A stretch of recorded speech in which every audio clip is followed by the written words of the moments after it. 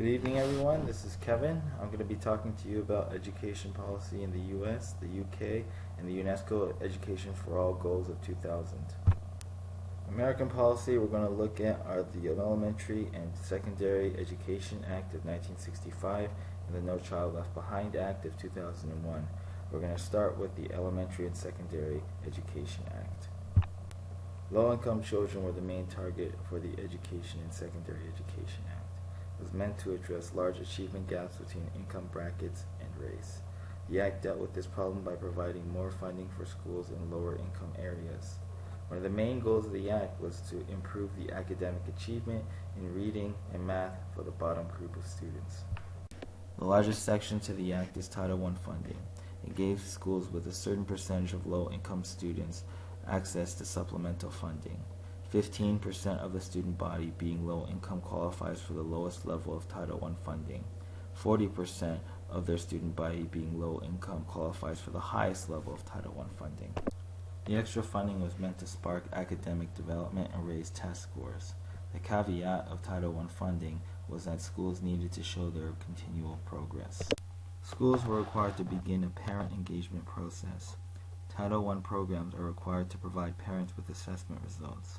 Schools were required to target their funding to low-income students. In order to gain access to the money, schools had to submit a plan as to how to use this funding.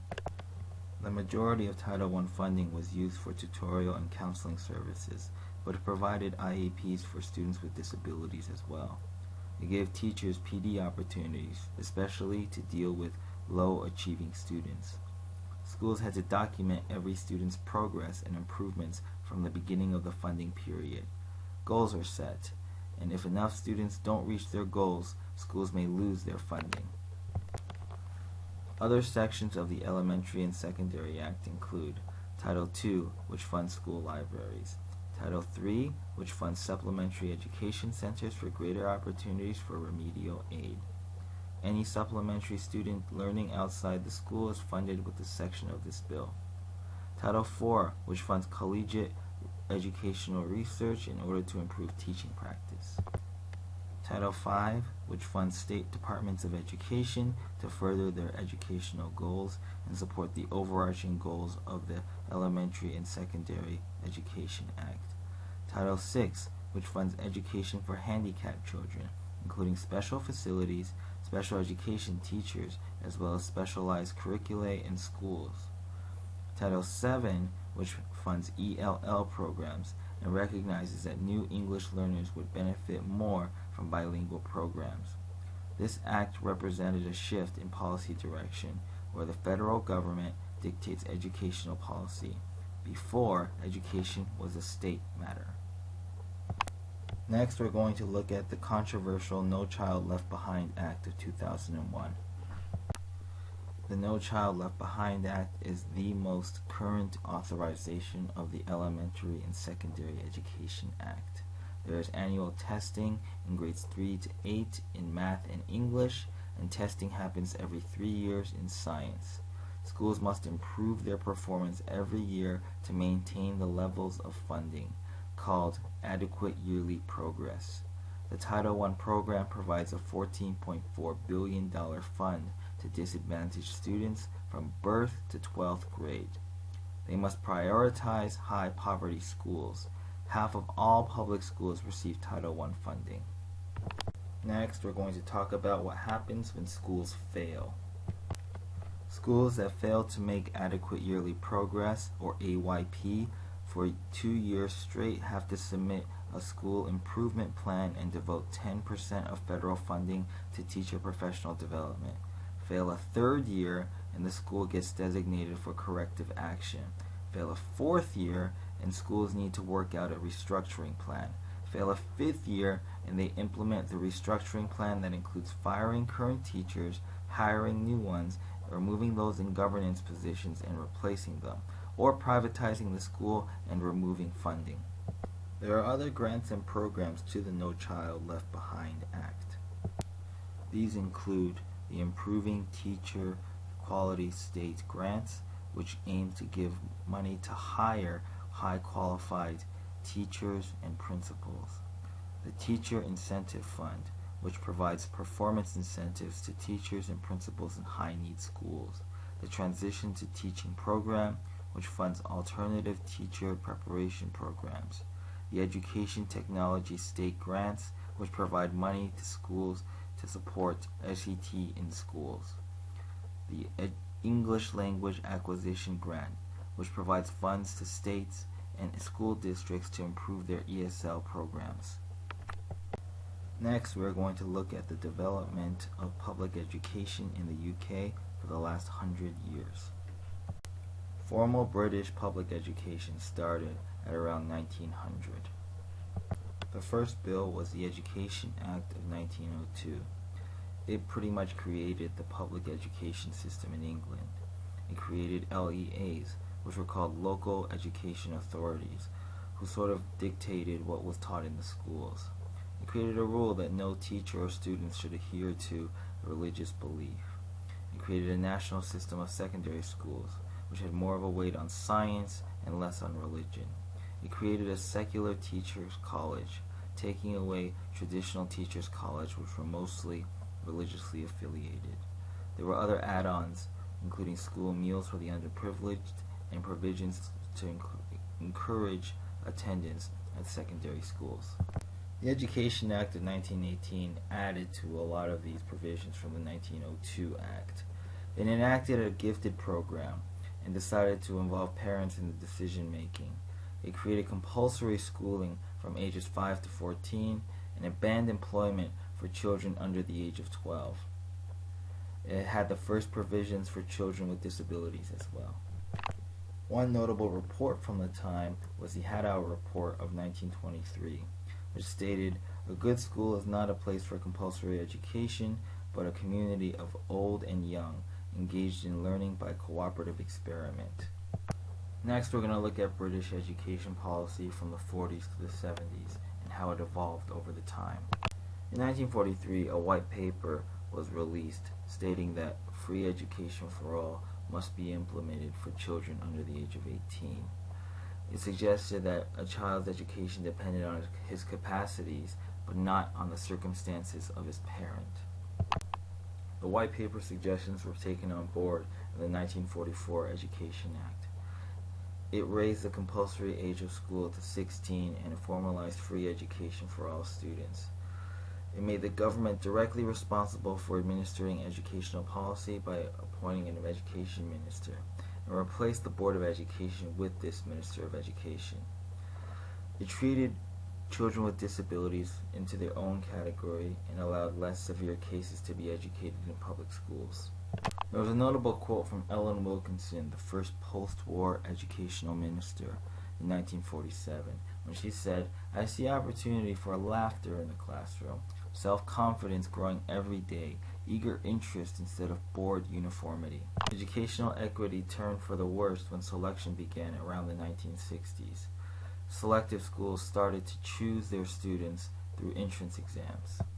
There was also the problem that 79% of low-income schools had inadequate facilities and frequent turnover in teachers and less innovative curriculum. The 1963 Newsom report urged that children in disadvantaged backgrounds should receive the majority of the public funds. In 1965, the creation of the first Bachelors of Education program happened in England. And in 1967, the Plowden report came out, which stated one of the main educational tasks of a primary school is to build on and strengthen children's intrinsic interest in learning and lead them to learn for themselves rather than from the fear of disapproval or from the desire for praise. Individual differences between children in the same age are so great that any class, however homogeneous as it seems, must always be treated as a body of children needing individual and different attention. British education continued to evolve throughout the 70s, 80s, 90s, and into the 21st century, although not necessarily for the better. Teacher assessments started to happen, with the Assessment Performance Unit in 1974, monitoring children's achievement and teacher performance. There were also the Black Papers that were released in a series from 1969 to 1977. They were written by far-right reformers that attacked progressive education and called for traditional teaching methods and stricter discipline. 1979 saw the return to selection in secondary schools, where schools once again began to select students through entrance exams. Steps were also taken to take the curriculum out of the teachers' hands and begin a national curriculum. 1980 saw a collection of 4 education acts that were very important. The first being the 1980 Education Act, which gave parents the power to choose schools. 1986 saw 2 education acts. The first diminished the importance of local education authorities and made education much more centralized within the ministry. The second saw curriculum statements that were mandated to be written down. Corporal punishment was abolished and teacher appraisal was introduced. The most important one was the Education Reform Act in 1988, also called the Baker Act, by the person who wrote it. It introduced the national curriculum, which included Key Stage 1, Key Stage 2, Key Stage 3, and Key Stage 4. It introduced core subjects such as math, English, and science, and foundation subjects such as history, geography, technology, music, art, and PE. Teachers were taken completely out of the construction of the national curriculum. 1992 saw the creation of Ofsted, a controversial private organization that goes around inspecting schools and doing assessment reports on them. Some of these inspectors are not teachers, but it does mean that school inspections added a lot of work for teachers. 1992 also saw the 3 Wise Men report, which stated teachers should be instructors rather than educational facilitators and use whole class teaching and lecture style, and students should be separated by ability level. In 1997 there was a big change. Labor gets elected and Tony Blair becomes Prime Minister after a long time of Conservative Party rule. But they continue a lot of the old policies, including selection in secondary schools. In 1997, the Deering Report also came out, which was the first review of the national curriculum that showed that curriculum became unwieldy and time spent on paperwork and testing was damaging good teaching. It suggested a reduction in the content of the curriculum and less time spent on testing. It gave schools more independence over the curriculum. 1997 was a busy year as it saw the Excellence in Schools Act also be released. Classes for Key Stage 1, which includes grades 1, 2, and 3, were reduced to under 30. An hour a day needed to be spent in primary on English and math. Schools would have targets for raising standards, and there would be better support in schools for behavioral problems. The Excellence in School Act also saw the creation of education action zones, which were created to help low-income areas. They were given authority to leave the curriculum behind and encouraged to innovate. Education policies began to change in the first decade of the 21st century. The Achieving Success Act of 2001 gave schools more freedom to manage their own affairs, but it also allowed for privatization of secondary schools. It did allow successful schools to opt out of the national curriculum if they so chose. In 2003, Scotland and Wales began to edge away from the UK national curriculum by spending less time teaching to the test and more time on teacher assessment of the students. The UK curriculum created a 2-tiered system where English and math were being prioritized and history and geography and other subjects that weren't seen as important were suffering. In 2004, the Tomlinson Report came out. Tomlinson looked at ages 14 to 19's curriculum and noted that the UK had big problems trying to keep teens in school and tried to provide vocational outlets. Tomlinson tried to broaden work-study programs, reduce exams, replace coursework in certain subjects to one project that lasted the entire term. Tomlinson wanted to enable more independent learning and give students the option to opt for more difficult assignments if they chose to be challenged. The report contained a lot of great suggestions that were supported by teachers, but unfortunately, this report was ignored by the government. In 2004, the Children's Act also came out, which reformed child safety laws. There were new anti-bullying resolutions that were enforced. Teacher pay would also be linked to test results and student behavior in this act, but it made exams of the national standardized variety much shorter. In 2005, the Steer Report on Behavior came out, which listed 6 core beliefs around student behavior and places responsibilities on school and teachers to maintain student behavior. There were also reports around this time that the newest privatized schools, which were supposed to perform better, were actually performing worse. In 2009, the government came out with a Your Child, Your Schools, Our Future bill. It continued to crack down on student behavior, and this time it brought parents into the fold when it said parents could be disciplined by court-appointed parenting orders if their child was misbehaving regularly. Pupils' needs are referenced, and personalized support is underlined, including funding for counseling. Also in 2009, there were 2 independent reviews of the primary curriculum. The independent review of the primary curriculum prioritized teacher flexibility and 21st century skills. It also emphasized the whole child approach to education. The House of Commons Children's, Schools, and Families Committee called for more curriculum freedom and more child-centered learning. Next, I'll be looking at the UNESCO Education for All goals, also called the Dakar goals, after a conference in the Senegalese capital in 2000. The conference outlined 6 goals for developing countries in education. The first of these goals is growing and developing the early childhood education program in developing countries. The first goal states that it wants to expand and improve early childhood education to the most vulnerable and disadvantaged children. It looks to increase the number of infants who survive to school age by looking at infant mortality rates, nourishment figures, and ECE attendance rates. Infant mortality did drop 50%, but 6.3 million children under 5 died from preventable causes in the last few years. Significant progress has been made in childhood nutrition, but 1 in 4 children are still short for their age, a sign of nutrient deficiency. 184 million children are enrolled in ECE programs, a bump of almost 2/3 since the 2000 goals were set. There are still segregation between income levels and also geography.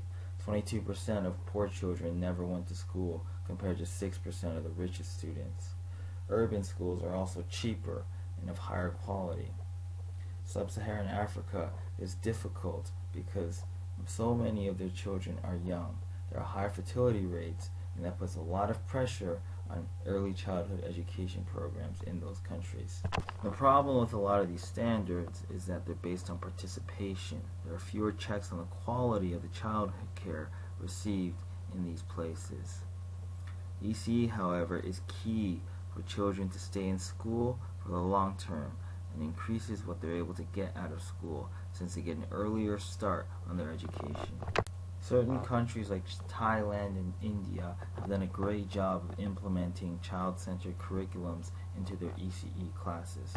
Next, I'm going to look at the second goal regarding participation in primary school. The second goal states that they want to ensure all children, especially girls, have access to free and good primary education. There are encouraging signs. Primary enrollment has reached 93%, up from 84% in 1999. But children are still dropping out. In sub-Saharan Africa, 20% of the children who start primary school will not finish. Around the world, 1 in 6 children in developing countries will not have completed their primary education. Once again, income level plays a part. Poverty means that the poorest children are 5 times more likely not to finish primary school than their richest peers. Although school fees are gone in many places, parents still have to pay a lot of secondary costs for their child's education, such as books, uniform, transportation. Many primary schools are also still private, which of course affects the cost. There's also the issue of child labor being a barrier. Child labor rates have dropped by 66 million, but are still relatively high. Some schools are increasing demand by using programs such as free lunch and take-home rations to get more pupils through their doors. There's also a cash transfer program that some schools are using. It says that if the parent enrolls their child in a primary school, they receive money from the government. It's called conditional welfare, and is meant to incentivize education. It has proven successful in some countries. There has not been a strong effort to provide quality education for children with disabilities. Disabilities are a major barrier to finishing primary school. The next goal has to do with children continuing their education after primary school. Goal 3 wants to ensure that learning needs of youth and adults are met through appropriate learning and life skills program. Secondary enrollment has lagged behind primary enrollment. UNESCO wants to give every youth the opportunity to continue their education and gain important employable skills. Secondary enrollment has increased 14% from 71% in 1999 to 85% in 2012. However, socioeconomic class, just like with primary education, is still a big predictor in secondary enrollment, as poorer students stay out of secondary school and richer students stay in. In the Philippines, just 69% of poor students went to middle school compared to 94% of rich students. 94 developing countries have tried to tackle the problem of poor children not attending or leaving secondary school early by enacting legislation to make free secondary education. 2 out of the 3 countries that had non-mandatory secondary education has changed to mandatory secondary education required by law. Youth employment is a problem as it serves as a barrier to education. In Cambodia, 70% of youth from 12 to 14 age work. Working students have poorer levels of reading, maths than their non-working counterparts. This seems pretty obvious because they have less time to do studies since they are at work. I currently live and work in China. And China right now has a migrant student problem because of their hukou system. The hukou system says that a citizen, only has rights in their home city. But as rural-urban migration continues, there are many children who can't go to public school because they don't have rights in the bigger cities. They have to resort to poor quality private schools in these cities. The government has worked to eliminate this problem, but there are many big divides between the rural and urban quality of education in China. There's a strong link found in adults between political progressivism, tolerance, and education. This shows that continuing education works. Goal 4 has to do with adult literacy. It states that adult literacy should be increased by 50%, especially for women. Global illiteracy dropped slightly from 18% to 14%, a drop of 22%, meaning that the target was not achieved. There are still 781 million illiterate adults around the world, 2/3 of which are women. If everyone was literate, there would be 171 million people that would be pulled out of poverty immediately. The 5th goal has to do with gender in education. It wants to eliminate gender disparities in primary and secondary education by 2005 and achieve gender equality by 2015, giving girls equal access to basic education of good quality. 69% of countries will achieve primary gender equality in 2015. 48% of countries will achieve secondary gender equality in 2015. Severe gender disparity has gone down significantly, with the number of countries with less than a 9 to 10 girls to boy ratio dropping from 33 countries in 2000 to 16 countries in 2012. However, there are still problems. Girls are more likely not to enroll in school amongst children that are not in school, and in sub-Saharan Africa, the poorest girls are likely to remain never attending school, with as many as 70% of poor girls in some countries never attending primary school. Once in school, girls stand just as much a chance to progress compared to boys. There's more of a gender disparity in secondary education. 63% of measured countries did not achieve gender parity in secondary schools. There are many contributing factors to this, one of which is economics. That's why reducing the cost of schooling is very important so that families can send more children to school and not have to choose between their sons and their daughters. Another problem is early marriage, as girls start families early and leave school. Boys, however, seem to have a greater dropout rate than girls. Many boys will drop out to work, and some of these boys take manual labor jobs because they think there is no guaranteed future employment when educated. The last goal is about improving the quality of education in all schools for all ages. It states that improving all aspects of quality of education and ensuring excellence so that measurable learning outcomes are achieved by all, especially in literacy, numeracy, and life skills, is very important. It wants to look at student-teacher ratios as well as innovative teaching practice. Student-to-teacher ratios have declined in 83% of the countries, and in 83% of secondary schools, the student-to-teacher ratio is below 30-1. National assessments have shown that students are not where they need to be in terms of reading and math proficiency. There are many reasons to this, but one of the main ones is that teachers are inefficiently using their instructional time. Sometimes teachers are late, sometimes teachers are absent, and this ruins the productivity in many countries. More developing countries are moving away from the chalk and talk rote learning pedagogy and moving towards a learner-centered pedagogy, and have started to see more use in international curriculums. China has had a problem with this because they've had many decades of teaching to the test, and it's becoming very hard to break this old habit. Many developing countries are trying to implement ICT in education. One way they're doing this is by buying up all the old technology, as seems more cost effective since it comes at a fraction of the price of a new technology. One really inventive way of using technology, albeit very old technology, is radio instruction, which is used to counteract poor resources and inadequate teacher training. One example of this is the South Sudan Interactive Radio Instruction Project, which reached 473,000 students with half-hour lessons that are tied to the national curriculum. Mobile phones and portable audio devices also represent a huge opportunity to improve literacy and numeracy using technology.